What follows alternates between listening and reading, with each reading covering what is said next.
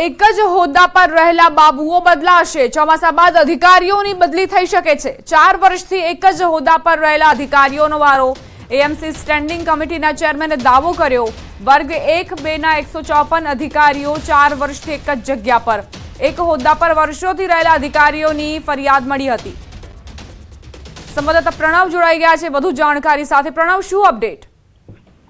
ચોક્કસ જે રીતે માહિતી મળી ન્યૂઝ 18 ને તે પ્રમાણે એએમસી માં અનેક એવા કર્મચારીઓ અધિકારીઓ છે કે છેલ્લા 3 થી 4 વર્ષથી એક જ પોઝિશન ઉપર કામ કરી રહ્યા છે। તેને લઈને અનેક ફરિયાદો મળી છે। ત્યારે મહાનગરપાલિકાના વર્ગ 1 અને 2 ના જે કર્મચારીઓ છે જે છેલ્લા 4 વર્ષથી એક જ પોઝિશન પર કામ કરી રહ્યા છે તેઓને ચોમાસા દરમિયાન બાદ તેઓની બદલી કરાશે। સ્ટેન્ડિંગ કમિટીના ચેરમેને આ દાવો કર્યો છે કે જે લોકો છેલ્લા અનેક વર્ષોથી એક જ હોદ્દા ઉપર કામ કરી રહ્યા છે તેના કારણે અનેક ફરિયાદો પણ તેની સામે આવી છે। ત્યારે આવા 150 થી પણ વધુ જે કર્મચારીઓ અધિકારીઓ છે વર્ગ 1 અને 2 ના તેઓની ચોમાસા પૂર્ણ થયા બાદ જ તેઓને બદલી કરીને અન્ય વિભાગોની અંદર તેઓને મોકલવામાં આવશે। આભાર પ્રણવ જાણકારી આપવા માટે।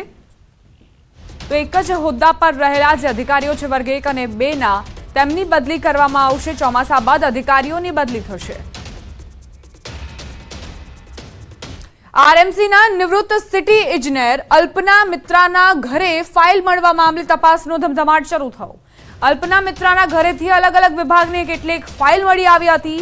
ત્યારે આ ફાઇલને લઈને અલ્પના મિત્રાના ઘરે ગયેલા ઇજનેરોએ પોતાનો બચાવ કર્યો છે। મ્યુનિસિપલ કમિશનર સમક્ષ વર્ષ 2018નો ઠરાવ રજૂ કરવામાં આવ્યો। ઠરાવ પ્રમાણે ફરજ પર જે તે અધિકારીએ પોતાના કાર્યકાળ દરમિયાન થયેલા કામોના મેજરમેન્ટ બુક અને બિલ ફોર્મમાં સહી કરવી ફરજિયાત છે।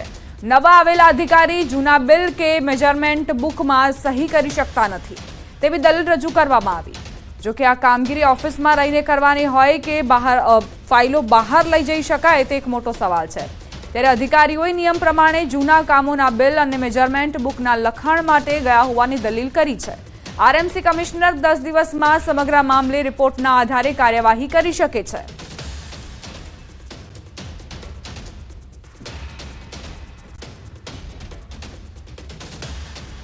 સમાચાર ભરૂચથી પ્રાપ્ત થઈ રહ્યા છે। ચોમાસા દરમિયાન તમારા પગરખા સંભાળજો। અંકલેશ્વરમાં બૂટમાંથી સાપ નીકળ્યો। ઘરની બહાર મૂકેલા બૂટ પહેરવા જતા બૂટમાંથી સાપ નીકળતો નજરે પડ્યો। સમયસર નજર પડી જતા આ બાદ બચાવ થયો। સ્નેક કેચરની મદદથી આ સાપને ઝડપી પડાયો હતો।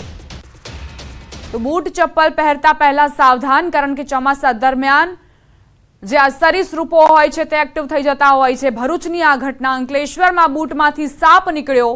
જો કે સમયસર જે વ્યક્તિ પોતાની નજર આ સાપ પર પડી જતા જ તે બચી ગયા અને તેમણે સ્નેક કેચરને બોલાવીને સાપને પકડી પાડવામાં આવ્યો। ચોમાસા દરમિયાન તમે ચેતજો, સાવધાન રહેજો। આ ઘટના ખરેખર લાલબત્તી સમાન કિસ્સો છે તમામની માટે। બૂટ અને ચપ્પલ પહેરતા પહેલા તેમને ધ્યાનથી ચકાસી લો અને ત્યારબાદ જ પહેરો, કારણ કે આ જે સરીસૃપો છે તે બની શકે કે તમને ડંખ મારી દે। આ ઘટના ભરૂચના અંકલેશ્વરમાં બની।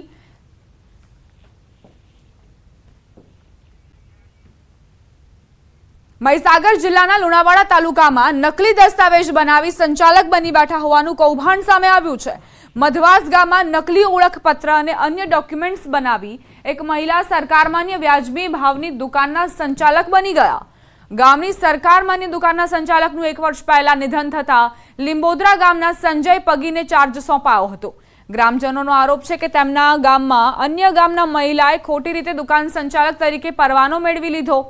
વરધરી ગામમાં રહેતા રશીદાબેન દાવલ લુણાવાડાના રહેવાસી છે, તેમ છતાં મધવાસ ગામમાં રહેતા હોવાનો ખોટા સરકારી ડોક્યુમેન્ટ બનાવ્યા હોવાનો ગ્રામજનોએ આરોપ મૂક્યો। આધાર કાર્ડ, ચૂંટણી કાર્ડ, રાશન કાર્ડ, મકાનના ભાડા કરાર, દૂધ ડેરીની ખોટી આકારણી સહિતના તમામ ડોક્યુમેન્ટ્સ નકલી બનાવીને રજૂ કરાયાનો દાવો છે। ગ્રામજનોનો આરોપ છે કે મામલતદાર, પ્રાંત અધિકારી, પુરવઠા અધિકારીને જાણ હોવા છતાં તેઓ છાવરી રહ્યા છે। આ મામલે કલેક્ટરને તમામ પુરાવા સાથે રજૂઆત કરવા બાદ કૌભાંડનો ખુલાસો થયો। દેવભૂમિ દ્વારકાના લાંબા ગામે વારંવાર વીજ પુરવઠો ખોરવાતા લોકોમાં આક્રોશ। ગામમાં વીજળીના ધાંધિયા થતા ગ્રામજનોએ રાત્રિના સમયે પીજીવીસીએલના કર્મચારીઓનો ઘેરાવ કર્યો। ગ્રામજનો અને પીજીવીસીએલના કર્મચારીઓ વચ્ચે ઉગ્ર મામલો બન્યો। ગ્રામજનો અને પીજીવીસીએલના કર્મચારીઓ વચ્ચે બોલાચાલી વધુ ઉગ્ર બનતા પોલીસે મામલો શાંત પાડવાની ફરજ પડી.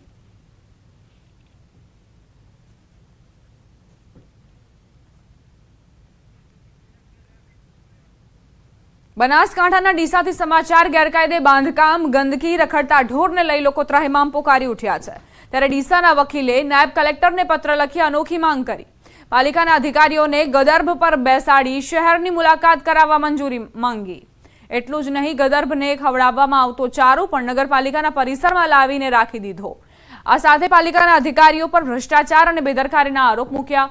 કાયદેસર કાર્યવાહી નહીં કરવામાં આવે તો ધરણા પ્રદર્શન પર બેસવા માટેની મંજૂરી માંગવામાં આવી. હવે સૌથી મોટી વાત એ છે કે પાલિકા ચીફ ઓફિસર કહી રહ્યા છે કે અમારી પાસે પૂરતો સ્ટાફ નથી. સવાલ એ છે કે પૂરતો સ્ટાફ નથી કે કામગીરી નથી, અને બેદરકારી છે તો કોની અને કોની જવાબદારી? આવા અનેક સવાલો ઉઠી રહ્યા છે.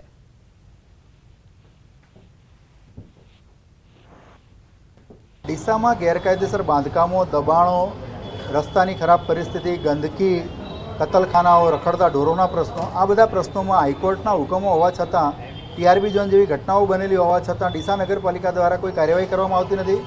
આડેધડ ગેરકાયદેસર બાંધકામો ડીસા નગરપાલિકાના જવાબદાર અધિકારીઓની રહેમ નજર નીચે કરવામાં આવે છે. લોકો ખૂબ જ પરેશાન થઈ ગયા છે. સ્ટાફની ખૂબ અછત છે.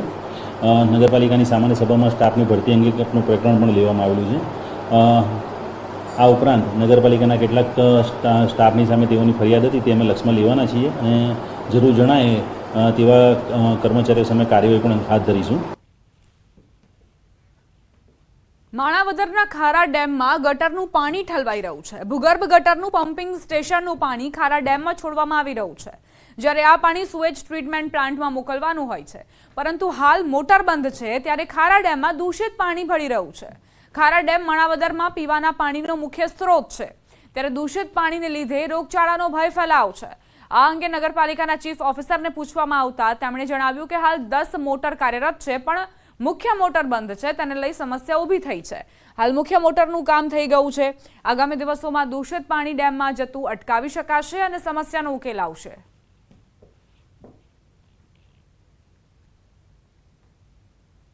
સબ પમ્પિંગ સ્ટેશનમાં મોટર ખરાબ હોવાના કારણે સીધું પાણી ખારા ડેમમાં છોડવામાં આવે છે, અને ખારા ડેમ એટલે માણાવદરના પીવાના પાણીનો એકમાત્ર સ્ત્રોત અટાણે હાલની પરિસ્થિતિમાં જોવા મળે છે કે વહેલા તે પહેલાના ધોરણે આ મોટરને સમી કરે અને કોઈ નવી મોટરનો અવેજી તરીકે મૂકવામાં આવે, જેથી કરી આરોગ્ય સાથે ચેડા ન થાય, એવી જ મારી નમ્ર વિનંતી છે. માણાવદર વિસ્તારમાં આવેલ જડેશ્વરના સંપ પાસે જે નદીમાં પાણી ભળે છે, તે બાબતે સાઇટની મોટર બળી જવાથી આ પ્રશ્ન ઉપસ્થિત થયો.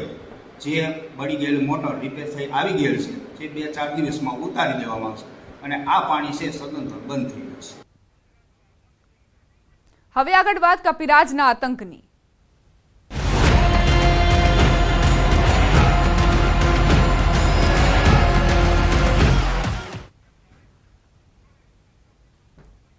ખેડાના બમરોલીમાં કપિરાજનો આતંક જોવા મળી રહ્યો છે. ગામમાં 25 થી વધુ લોકોને ઘાયલ કર્યા. કપિરાજના આતંકથી ગામ લોકોમાં ફફડાટ ફેલાયો છે. 7000ની વસ્તીવાળા આ ગામમાં છેલ્લા 1 મહિનાથી કપિરાજોએ રીતસરનો આતંક મચાવ્યો છે. કપિરાજના આતંકના કારણે લોકો ઘરમાં પુરાઈ રહેવા મજબૂર બન્યા છે.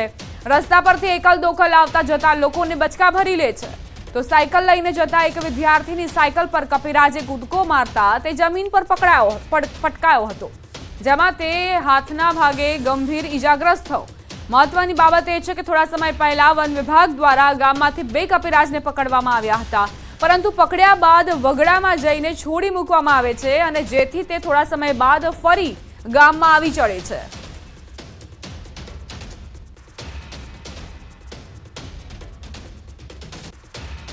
આપણે જતા હોય તો પાછળથી આવી સર ગાળ કરા, પાછળથી આવે ગાળ કરા. છોકરા છોકરા હોય કે વૃદ્ધ હોય ગમે તે હોય એને પાછળ ગાળ કરા. બસ ભલે પકડમાં આવતા નહીં. પકડમાં આવે અહીંથી જે વન લાગી આવે પકડવા આવે, અહીંથી પકડી જાય પણ ચરમ જઈને મૂકી દે એટલે પાછો અહીંનો આવી જવા દો. હું અદ્રેશ સાયકલ લાત મારી. ક્યારે મારી? શું કર્યું હતું? કઈ જતો? રવિવારે બીજ ભરવા જતો. અહીં રામા સીજીપુરા બને. બુલેટિનમાં રોકાઈશું એક નાનકડા વિરામ માટે. આપ જોતા રહો ન્યૂઝ 18 ગુજરાતી.